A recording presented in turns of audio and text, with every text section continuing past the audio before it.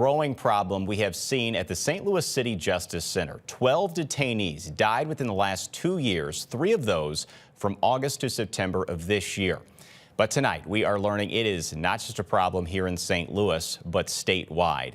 This man on your screen, 38-year-old Othel Moore Jr., died earlier this month at the Jefferson City Correctional Center.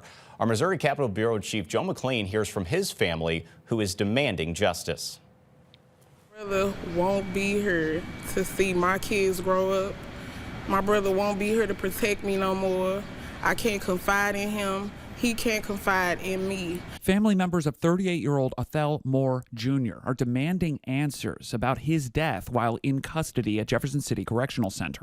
We feel a big void in this family. My whole family is suffering. I just can't believe this happened to him.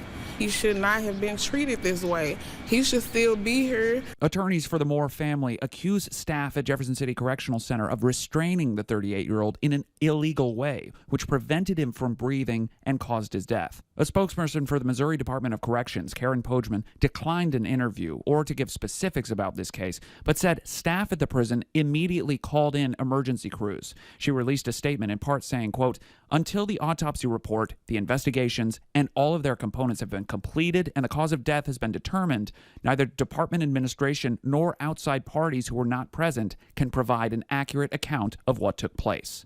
According to the DOC, 116 people have died in custody in Missouri corrections so far this year, as of November 12th. Lori Curry leads Missouri Prison Reform, which advocates for the fair and humane treatment of offenders. A really big concern right now in the prisons is staffing. Being short-staffed in a prison can cause so many different issues. She said it forces fewer staff members to carry more of the workload and creates more safety issues and fewer services. Curry said it's important for the public to remember that while offenders did break the law, the goal of the corrections department needs to be to correct. These are human beings. Over 90% of people in our prisons are going to be out someday. They're going to return to your community, your job, your neighborhood.